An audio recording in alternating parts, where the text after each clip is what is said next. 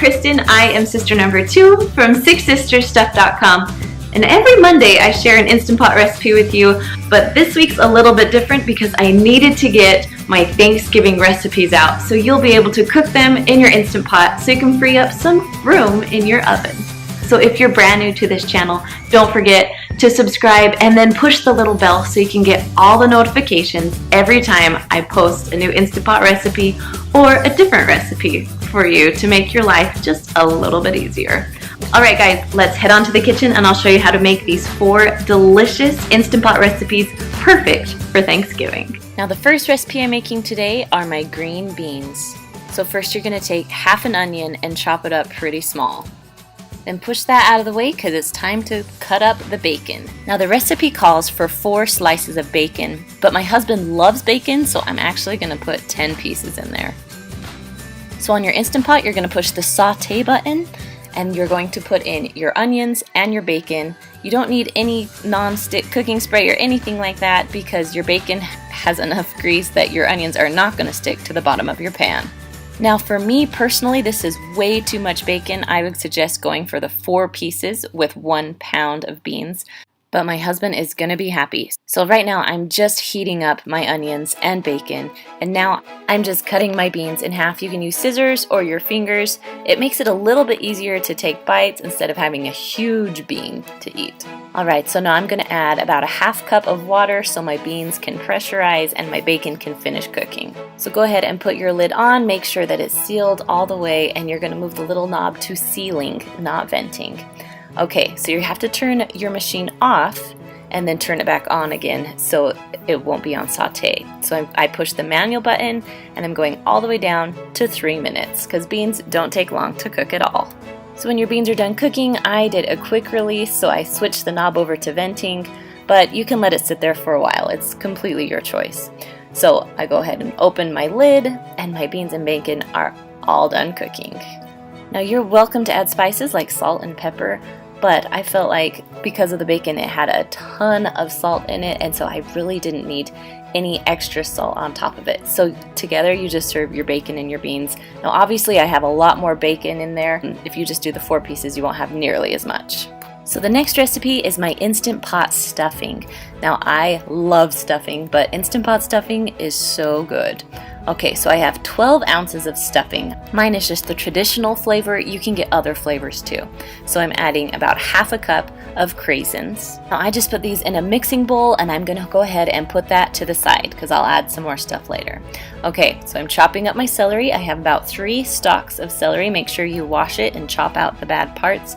And then you're going to just chop it up into little pieces because no one likes big chunks of celery in their stuffing. Then you're going to chop up half of an onion into small pieces.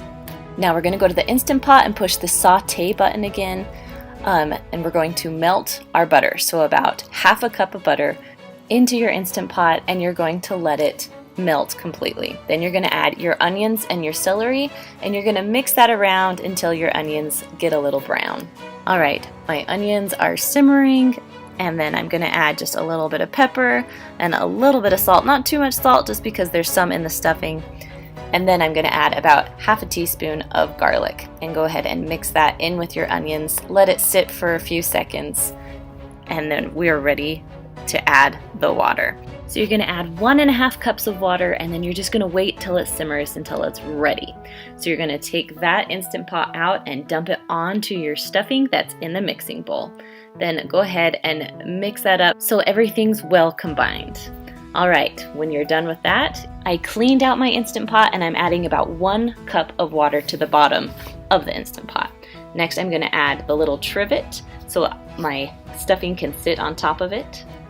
And I'm going to add my stuffing to some sort of container that will cook in the Instant Pot. You can use a nice glass bowl that can cook in your oven. It will work in your Instant Pot. This one is a pot I'll link down below so you can check it out. So I'm just packing my stuffing on and then I'm going to cover it with foil. Now when you're done putting the foil on, you're going to try your very best to just put it very carefully into your Instant Pot. Now if you need to fix the foil once it's in there, that's completely fine. You just want to make sure your stuffing is covered with the foil so your stuffing will come out the perfect texture. Alright, once you're all ready to go, you're going to put your lid on your Instant Pot, close it, make sure that the little knob is turned to sealing, not venting. Then you're going to go down. I like to use my manual, or if you don't have manual, you can use your pressure cook button. They're both the same. Alright, so I pushed manual, I went to 15 minutes. When it was done, I turned the knob to a quick release, and my stuffing is all the way done cooking. Now you can pull out the foil to make sure that it's to your liking, but it should be all the way done. You can leave it in your Instant Pot until the rest of Thanksgiving dinner is ready to serve. Alright, the next thing, I'm cooking a turkey for you guys. Alright, so I'm starting with half an onion, 1 stalk of celery, and 2 carrots, all chopped up for you, and then half a teaspoon of garlic. Right, the trick with turkey and Instant Pot, for every pound you're going to add 6 minutes to the Instant Pots. So let's put everything in. So I'm going to add all my vegetables to the bottom and my garlic. Then I'm going to add half a cup of water. Now my Instant Pot is a 6-quart, so I can't get a huge turkey. So this is a smaller turkey that I opened up, and it's actually missing about half of the bottom because I really just want the breasts. So there's a gravy packet in there. Just make sure you clean out the little turkey, and make sure you can even bring your Instant Pot to the store, put your turkey in it to make sure your turkey will actually fit in your Instant Pot, because if it doesn't fit, then you're gonna have to cook it in the oven. Now this recipe also works if you're just getting turkey breast. So I'm just going to add a little bit of salt and pepper on top of my turkey, and then I'm going to go ahead and pick it up and put it right inside of the Instant Pot. Now I did measure this turkey before I put it in, so I knew I had room for my vegetables and the turkey on top. If you're just doing turkey breast, you'll have no problem. Alright, I'm just going to put my lid on, close it, make sure that the little knob is on sealing, not venting, and then we're going to go down. I love my manual button. I know people make fun of me, but it works for all Instant Pots and all pressure cookers. So manual is the same thing as pressure cook. And so we're going to go up to 40 minutes since it's 6.5 pounds. Now I let this release on its own for about a half an hour. Then I turned the knob, all the steam was out, and so I could just pull my lid right off. Now this turkey was really hard to get a hold of. It was hard to get it out, and you'll just see that it literally fell apart in the Instant Pot. It is such good turkey. Then when you're done, you can go ahead and peel back the skin. Some people like the skin, and then just chop it up. The last recipe is my mashed potatoes.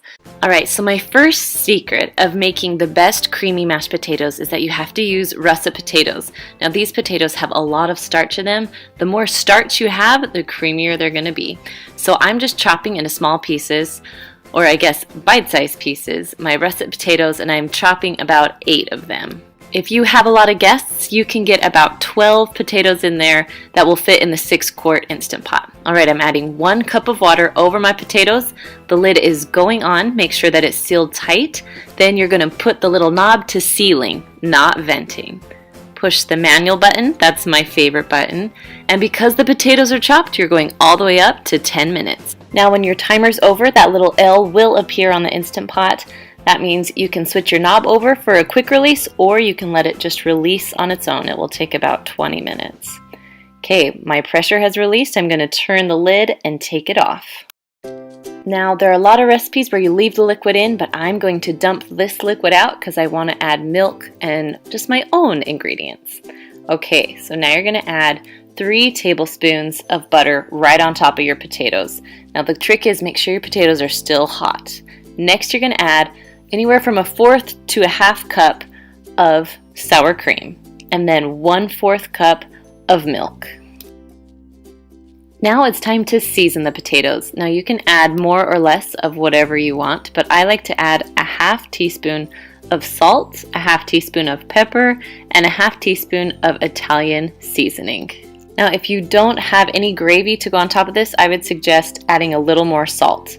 But if you're using gravy, no need to.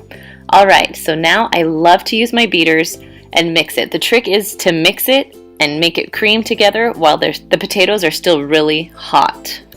Now make sure you scrape the edges while you mix so you'll be able to get all the seasoning that's flown on the side, or if there's any chunks stuck on the sides.